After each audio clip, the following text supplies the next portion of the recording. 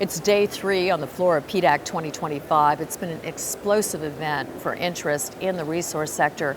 And today we have Rowena Smith from Australian Strategic Materials. How are you? Good morning, Tracy. I'm really well, thanks. We, of course, know that Australian Strategic Materials is definitely in the top in the world, rare earth plays. So I don't really know where to start. Where would you like to start?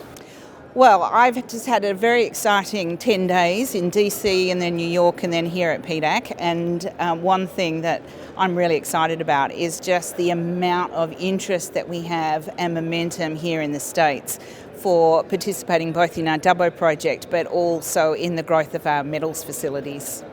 Well, let's start with the metals facilities, because you're actually looking at building this metals facility and duplicating what you've done in Korea in the US. Is that correct?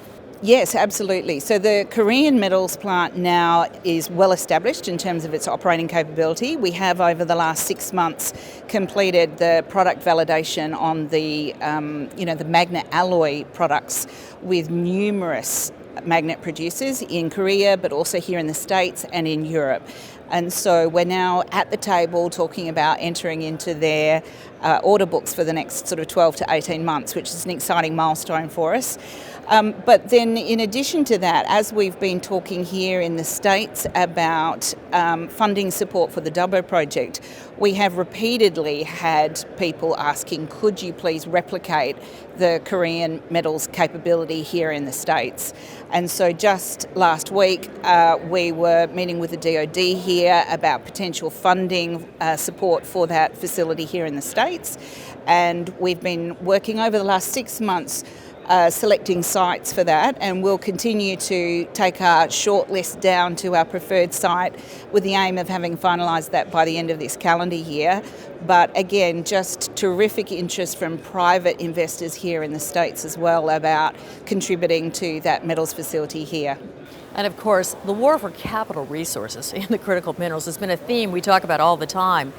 And you're a leader. We've got government support, private market support. Do you want to talk about that for your facility you'll be building in the U.S., or can we talk about Dubbo? Well, I think, they go hand in hand because, the facility that we've got in Korea and the one that we'll build here in the States need feed. The feed is particularly difficult to get for the heavy rare earths. So what is really unique about our Dubbo project is that we can provide both the light and the heavy rare earths as a feed for those plants. And in addition, we can be a pathway to market for other third-party sources who can get it as far as oxide but don't know how to get it the rest of the way through the supply chain. So we've been talking with US EXIM. So I think last time I spoke, I was excited about the prospect of these different ECAs coming to support us. So we've had over $1.5 billion worth of letters of interest from US EXIM as well as EDC, the Canadian export finance team, as well as the Australian export finance team, and they're working really collaboratively. So, we're getting real confidence about what we're going to be able to do in the debt stack for what we're doing in Dubbo. But then additionally, we've been talking to the Department of Defense in the US, and we've got now 2 papers that are currently being considered with the Department of Defense for direct grant funding support that will go on the equity side of the stack for our Dubbo project in that construction phase. And of course, we were discussing how the monetization for the Dubbo project was going to be done into 2 stages. Was that correct? Well, that's one of the things we're just exploring at the moment, and that for me is a really exciting development because we've been committed to doing the whole of the flow sheet, and we remain committed to doing the whole of the flow sheet. But to do it all in one step does mean that first capital hurdle is significant. And so we've been looking at, could we chunk it into 2 phases and do the rare earth piece first? And we received $5 million worth of funding from the Australian federal government late last year to be able to do the test work to see whether or not, if we did an atmospheric leach as the first step in the flow sheet and just extract the rare earths in the first instance, whether or not that gives us a more rapid pathway to implementation. So that work's now about halfway progressed, and we will be looking at 4 cases there. We're looking at tank leach and heap leach, and we're looking at it with hydrochloric acid acid as well as sulfuric acid.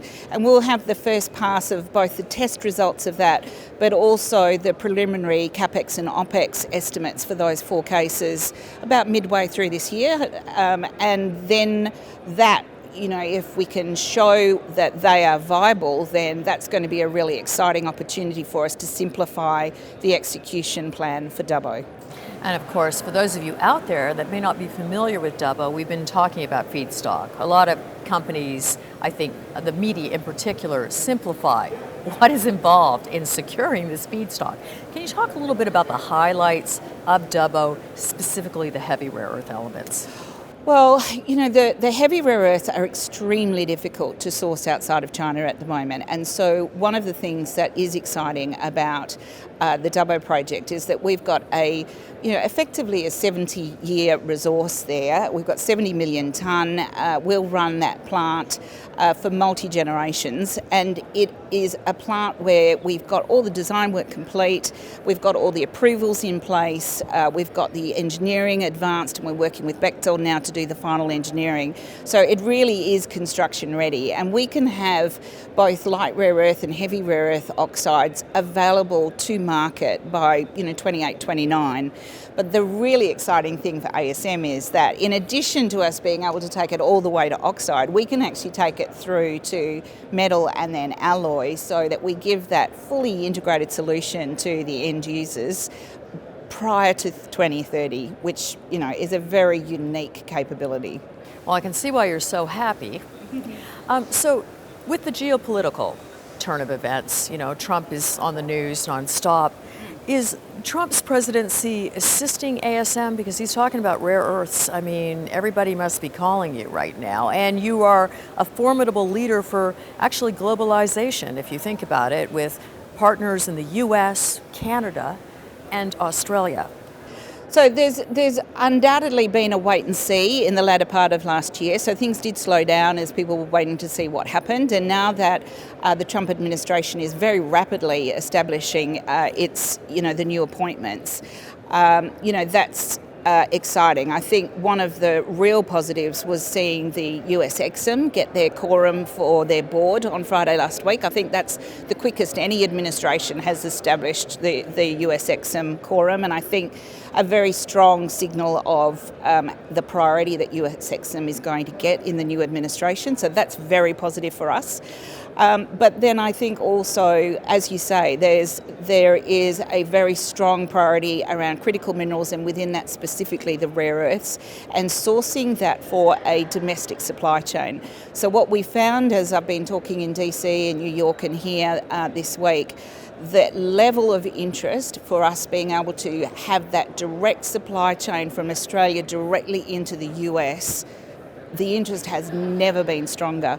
And what I'm seeing is not just government is interested, they're excited because we've got a solution that's absolutely on message for them to be able to show the new appointments as they come in.